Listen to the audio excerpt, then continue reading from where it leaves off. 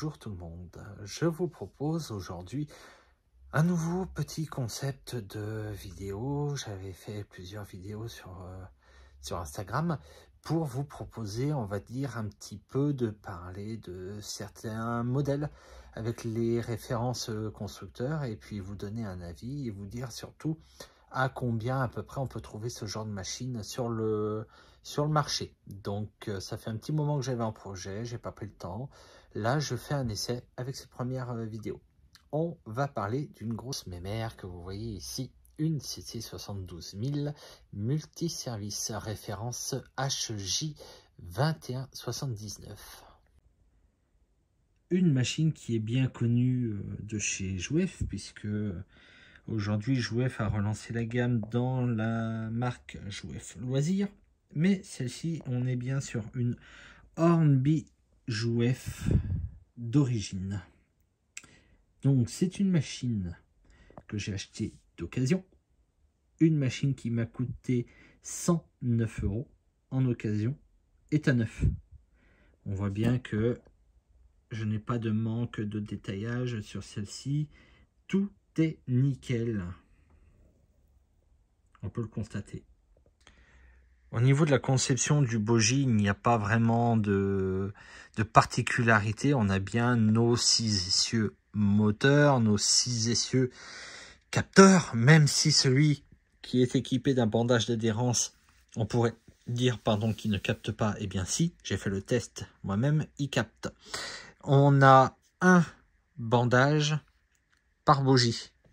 Le reste en est dépourvu. Je ne vous fais pas plus de gros plans sur cette machine-là. Elle est connue, j'ai fait une vidéo dessus. Et puis même, c'est une machine qui n'a plus besoin d'être vraiment présentée.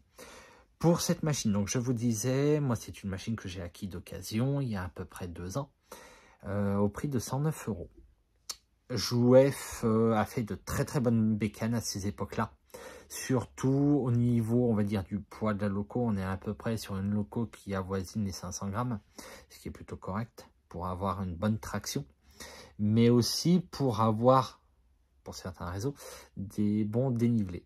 Il est vrai que les dénivelés, il faut éviter de dépasser les 2,5% pour éviter tout ce qui est usure prématurée des engrenages, plus les bandages d'adhérence.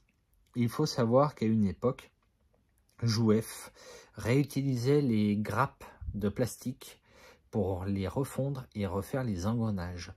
Ça a été vrai sur beaucoup de séries.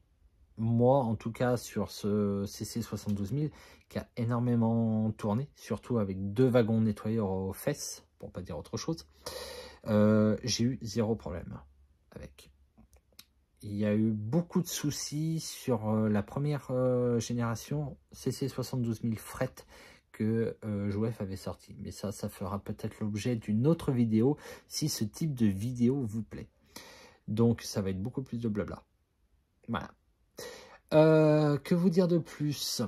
On est sur une machine aux alentours de ce que j'ai pu voir sur les bourses autour de chez moi, qui se négocie entre 150 et 115, 120 €.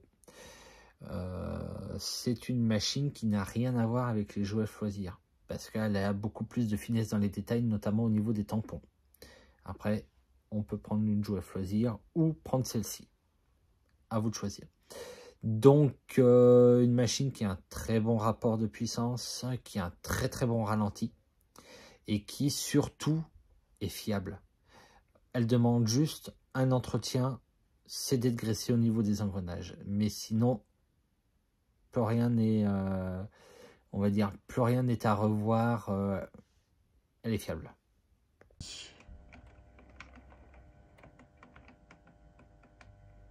Je suis à 2,5 volts là, de tension. Les phares clignotent un petit peu, c'est normal. Je n'ai pas à nettoyer les prises de contact. On a bien les feux rouges qui s'inversent. Et les feux avant qui ne s'allument pas, c'est normal, il faut un peu plus de patate. Il faut monter à peu près à 8 volts. Il y a eu un gros défaut sur cette machine qui avait été reproché quand elle a été sortie par Jouef, les feux avant, qui n'étaient pas légèrement blanchos, mais plutôt bleutés.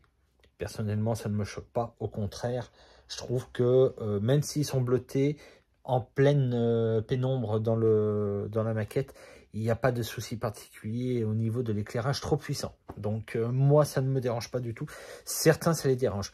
Quand on est bon en électronique, il y a toujours moyen d'enlever la platine et de la remplacer par des LED CMS, ce qu'on appelle des graineries, et qu'on peut tout simplement recabler soi-même pour avoir un peu plus de réalité. Donc voilà.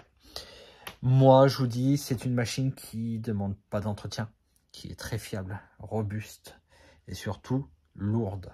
Pour une pente que j'ai qui est très courte au niveau de la zone dans laquelle je suis en travaux actuellement, où j'ai une rampe qui monte de 3,5% sur 4,50 m.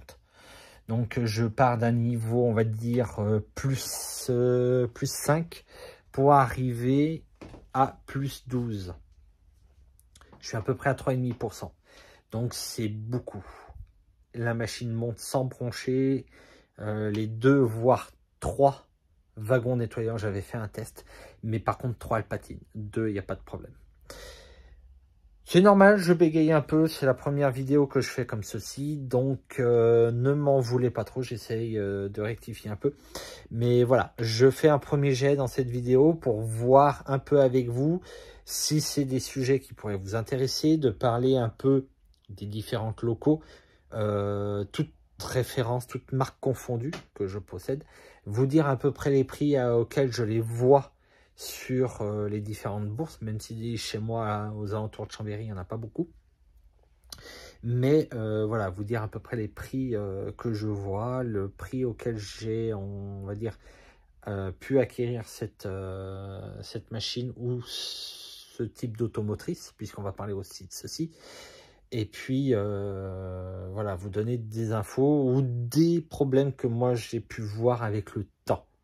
Donc j'attends vos retours en commentaire et puis je vous dis à très bientôt pour une vidéo en espérant que ce nouveau processus de vidéo vous conviendra.